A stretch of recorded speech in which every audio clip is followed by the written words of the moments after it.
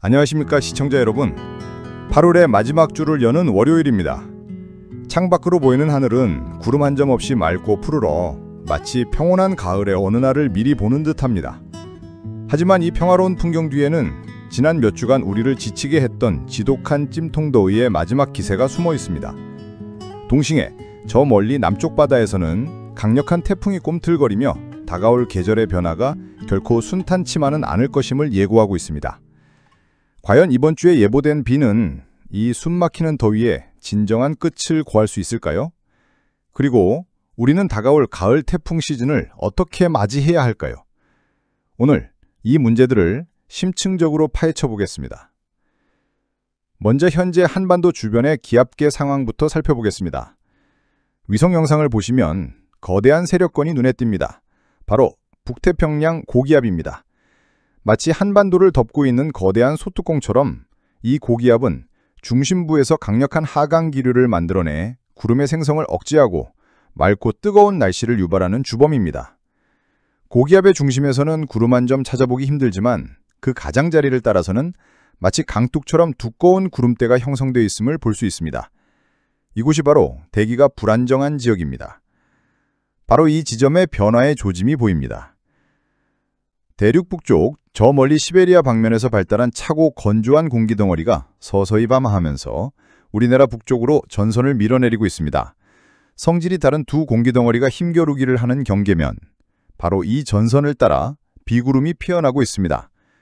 이는 곧 다가올 비가 단순한 소나기가 아니라 길었던 폭염의 흐름을 끊어낼 중요한 전환점이 될 수 있음을 시사하고 있습니다. 한편 우리의 시야를 더 남쪽으로 돌려보면 제13호 태풍 카지키가 무서운 기세로 발단하여 남중국해를 휘젓고 있습니다. 이 태풍 현재 베트남을 향해 서진하고 있으며 현지에는 막대한 피해가 우려되는 상황입니다. 이 태풍의 존재는 지금 당장 우리에게 직접적인 영향을 주지는 않지만 올여름 바다가 얼마나 많은 에너지를 품고 있는지를 보여주는 강력한 증거이기도 합니다. 다시 국내 상황으로 돌아와 보겠습니다. 더위의 기세는 그야말로 절정입니다. 어제 8월 24일 경상북도 안동시 기란면의 낮 최고 기온은 38.7도를 기록했습니다.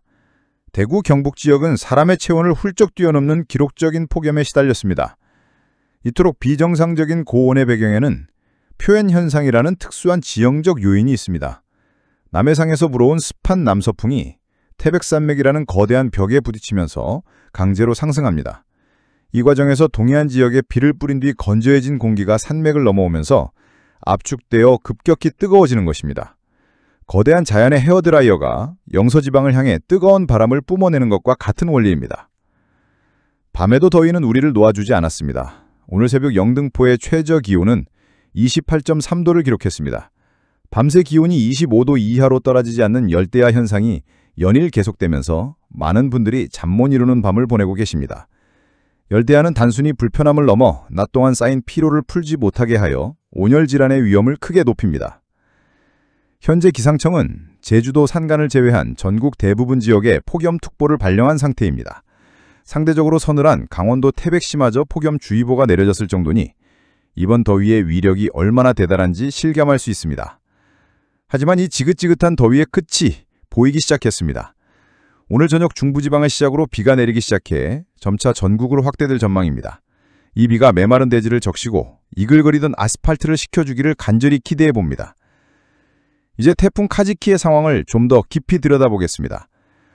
미군 종합태풍경보센터 JWTC는 오늘 새벽 카지키를 공식적으로 타이푼 등급으로 격상했습니다. 우리가 흔히 쓰는 태풍이라는 말과 국제 기준인 타이푼은 미묘한 차이가 있습니다. JWTC는 중순부근 최대 풍속이 초속 34m 이상일 때 타이푼으로 분류합니다. 이는 매우 강력하고 조직적인 열대 저기압을 의미합니다. 카지키가 이 등급에 도달했다는 것은 그 파괴력이 상당한 수준에 이르렀다는 것을 뜻합니다. 현재 태풍은 베트남 북부 통킹만으로 진입하고 있으며 곧 상륙을 앞두고 있습니다. 중심기압 950헥토파스칼, 최대 풍속 초속 43m, 시속 155km는 건물을 파손하고 거대한 나무를 뿌리째 뽑을 수 있는 강력한 위력입니다. 순간 돌풍은 초속 60m에 달할 것으로 예상됩니다. 태풍의 직접 영향권에 들어간 베트남 국민들께 부디 큰 피해가 없기를 진심으로 기원합니다. 그렇다면 이 모든 극심한 기상현상의 근본적인 원인은 무엇일까요? 해답의 열쇠는 바로 바다에 있습니다.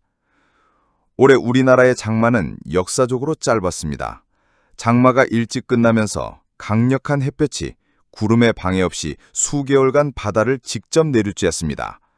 그 결과 우리나라 주변 해역은 말 그대로 끓는 가마솥 혹은 거대한 온수욕조가 되어버렸습니다. 지도에서 보시는 이 붉은색 영역은 해수면 온도가 30도를 넘는 곳을 의미하는데 이 고수온 해역이 제주도를 완전히 둘러싸고 있습니다. 이는 극히 이례적인 현상입니다.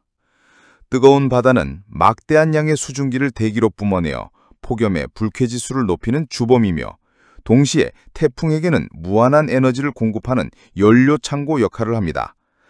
바닷물은 천천히 데워지지만 한 번 뜨거워지면 쉽게 식지 않는 특성이 있습니다. 따라서 이 고수온 상태는 가을까지 이어질 가능성이 높습니다. 가장 우려스러운 점은 이로 인해 태풍의 발생 위치가 점점 북상하고 있다는 사실입니다.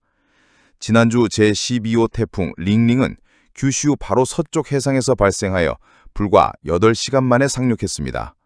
과거에는 상상하기 힘들었던 일입니다. 이는 이제 제주도 근해에서 태풍이 발생하여 우리가 대비할 시간도 없이 순식간에 내륙을 강타하는 시나리오가 현실이 될 수 있음을 강력하게 경고하는 것입니다. 과거의 데이터를 살펴보면 9월은 한반도의 가장 위험하던 달이었습니다. 보통 6, 7월의 태풍은 북태평양 고기압에 막혀 서쪽으로, 즉 중국이나 베트남으로 향하는 경우가 많습니다. 하지만 8월 하순을 지나 9월이 되면 북태평양 고기압이 수축하면서 태풍이 북상할 수 있는 길이 열립니다. 이때 태풍은 북상하다가 편서풍을 만나 급격히 동쪽으로 방향을 틀면서 한반도나 일본을 향하게 됩니다. 역사상 우리나라에 가장 큰 상처를 남긴 태풍들은 모두 9월에 찾아왔습니다. 1959년 추석 연휴에 남해안을 쑥대밭으로 만들었던 5등급 슈퍼태풍 사라가 그랬습니다.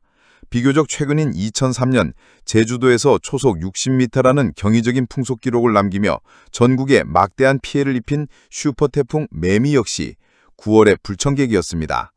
이들의 경로는 놀라울 정도로 유사합니다. 북상하다가 우리나라 남쪽에서 급격히 북동쪽으로 전향하는 경로. 이것이 바로 한반도의 가장 치명적인 전형적인 9월 태풍의 모습입니다. 결론적으로 말씀드리겠습니다. 당장 이번 주에 내릴 비는 길었던 폭염의 마침표를 찍는 반가운 소식임이 분명합니다. 하지만 우리는 안도하기에 앞서 진짜 승부는 이제부터라는 점을 명심해야 합니다. 이례적으로 뜨거운 바다는 올가을 그 어느 때보다 강력하고 예측 불가능한 태풍을 잉태할 수 있습니다. 시청자 여러분께서는 최신 기상정보에 항상 귀를 기울여 주시고 남은 더위에 건강 잃지 않도록 특별히 유의하시기 바랍니다. 아울러 다가올 태풍 시즌에 대비하여 가정과 주변의 시설물을 미리 점검하는 지혜가 필요할 때입니다. 저희 방송은 앞으로도 기상 상황을 예의주시하며 가장 신속하고 정확한 정보를 시청자 여러분께 전달해 드릴 것을 약속드립니다. 지금까지 시청해 주셔서 대단히 감사합니다. 편안하고 안전한 한 주 시작하시기 바랍니다.